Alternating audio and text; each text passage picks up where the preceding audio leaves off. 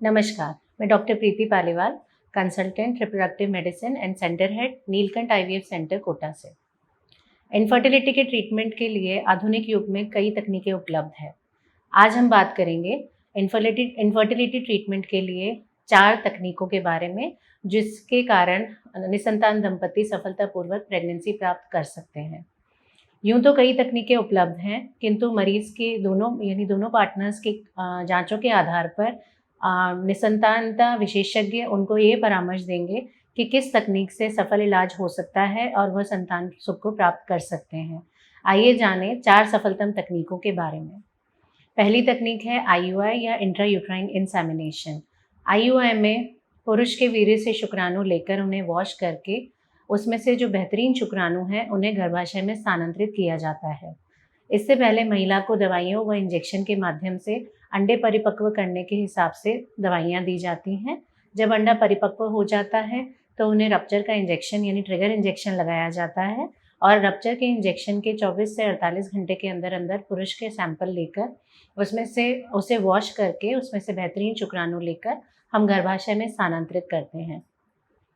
ऐसा करने पे वो निसंतान दंपति जो काफ़ी समय से नेचुरल ट्राई या नेचुरल प्रेगनेंसी कंसीव नहीं कर पा रहे हैं, उन्हें सफलता मिल सकती है।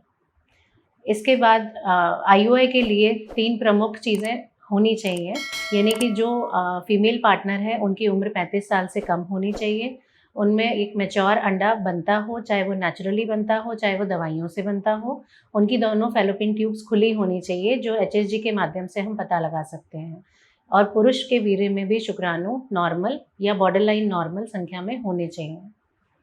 इसके बाद आती है आईवीएफ यानी इन विट्रो फर्टिलाइजेशन तकनीक, जिसे हम टेस्ट ट्यूब बेबी भी कहते हैं।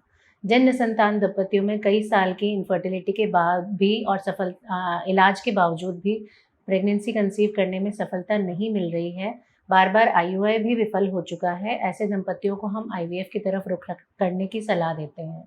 आईवीएफ तकनीक में महिला के अंडे बनाने के लिए हमें इंजेक्शंस देते हैं, जो 10 से 12 दिन तक रोज़ लगातार लगते हैं। यह इंजेक्शन एक ही समय पर लगते हैं और सीरियल सोनोग्राफी मॉनिटरिंग से हम अंडों के परिपक्व होने का उनके साइज़ द्वारा मॉनिटरिंग करते हैं। जब वह बीज परिपक्व हो जाते हैं तो ट्रिगर इंजेक्शन लगाकर मरीज़ को बेहोश करके एक सुई के माध्यम से सभी अंडों को निकाला जाता है। उस समय मेल पार्टनर का सीमन सैंपल लेकर मरीज़ के अंडों व सीमन सैंपल को पेट्री डिश में आईवीएफ लैब में रखा जाता है, जिससे भ्रूणों का निर्माण होता है। इन भ्रूणों को लैब में ही तीसरे दिन या 5वें दिन तक विकसित किया जाता है और उनमें से हम बेहतरीन भ्रूणों को छाँटकर उनका चयन करके महिला के गर्भाशय में स्थानांतरित करते हैं, जिनसे सफलतापूर्वक प्रेगनेंसी प्राप्त की जा सकती है। अब जानेंगे इक्सी यानी इंट्रासाइटोप्लाज्मिक स्पर्म इंजेक्शन के बारे में। ये आईवीएफ का ही एक अंश है।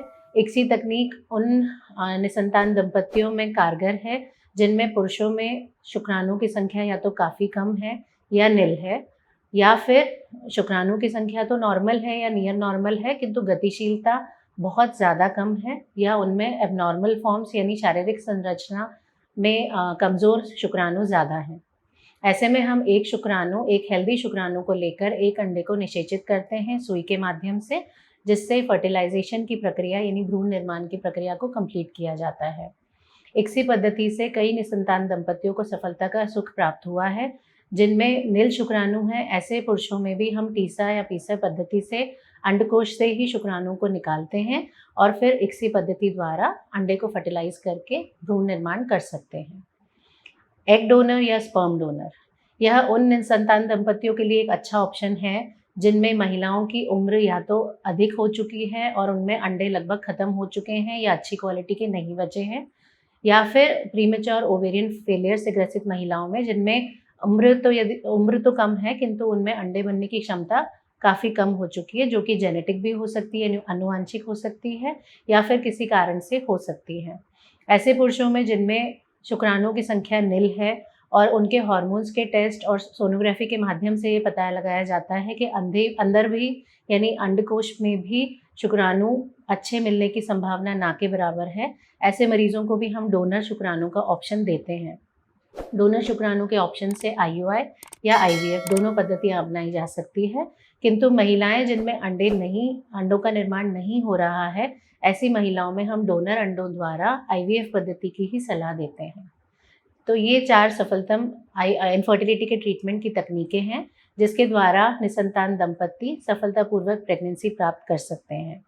आगे आप निसंतानता के या इनफर्टिलिटी के बारे में कोई भी जानकारी जानना चाहें, तो हमें नीचे दिए गए नंबर पे फ़ोन कर सकते हैं, मैसेज कर सकते हैं या हमारे सेंटर पे आके हमसे परामर्श ले सकते हैं। धन्यवाद।